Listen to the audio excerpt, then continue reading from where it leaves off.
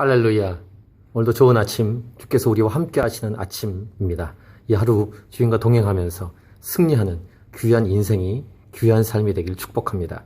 오늘은 2015년 1월 30일 금요일입니다. 오늘 우리에게 주시는 말씀은 요한복음 7장 25절부터 36절. 불신과 위협 속에서도 하나님 역사는 계속된다. 아멘.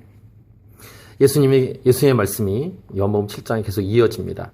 사람들이 예수님을 그리스도로, 메시아로 믿지 않죠. 그런 상황 속에서 예수님은 끝까지 자신의 정체성을 말하면서 하나님 말씀, 또 본인이 하나님 보내신 사람이라는 것을, 구원자라는 것을 계속 증거하십니다. 예루살렘 사람 중에서 어떤 사람이 말하되 이는 그들이 죽이고자 하는 그 사람이 아니냐? 보라, 드러나게 말하되 그들이 아무 말도 아니하는도다. 당국자들은 이 사람을 참으로 그리스도인 줄 알았는가? 그 무리 중에서도 이런 찬반 양론과 이렇게 정확하게 알 수는 없고, 또 반대하는 사람들, 중립을 지키는 사람들 등등 있었겠죠. 그러나 우리는 이 사람이 어디서 왔는지 아노라. 그리스도께서 오실 때는 어디서 오시는지 아는 자가 없으리라 하는지라. 예수님이 누구의 아들이며 또 형제가 누구이며 등등등 30년 동안 일반 사람으로 묻혀 살았기 때문에 이렇게 말할 수밖에 없었겠죠.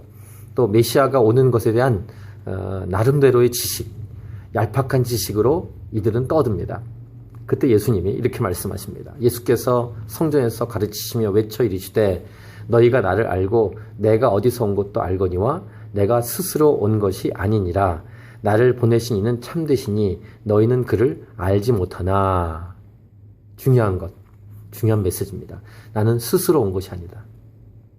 하나님의 뜻을 행하는 것이 예수님이 말씀하신 양식이라고 하신 것처럼 인생 전체가, 삶 전체가 본인의 의지대로 하는 것이 아니라 하나님의 의지와 뜻대로 그렇게 살아가신 예수님. 이것이 저와 여러분이 살아갈 본보기요 모델입니다. 방향성입니다. 우리가 따라가야 될 모습이죠. 나는 안 오니 이는 내가 그에게서 났고 그가 나를 보내셨음이라 하시니. 자신의 정체성을 분명하게 흔들림 없이 어떤 위협 속에서도 말씀하시는 예수님이십니다. 그들이 예수를 잡고자 하나 손을 대는 자가 없으니 이는 그의 때가 아직 이르지 아니하였음이러라. 그의 때라는 것은 예수님이 십자가에 달리시는 그때를 말씀하시는 거죠. 그 한 가지를 놓고 예수님은 이 땅에 오신 것입니다. 무리 중에 많은 사람이 예수를 믿고 말하되 그리스도께서 오실지라도 그 행하실 표적이 이 사람이 행한 것보다 더 많으리야 하니. 일단 예수님을 긍정적으로 보는 사람도 있었다는 것입니다.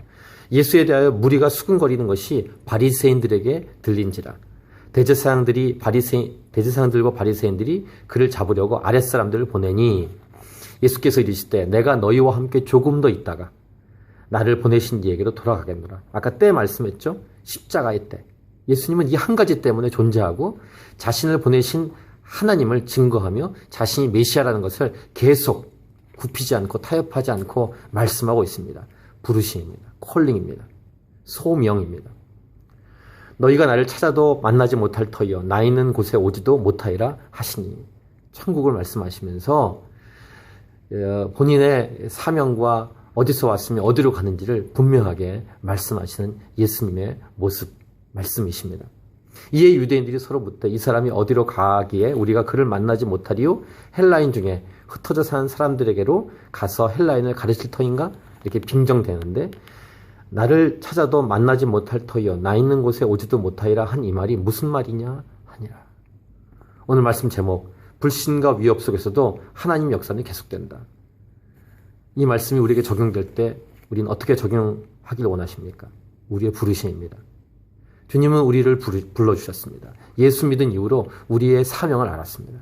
알아가고 있습니다.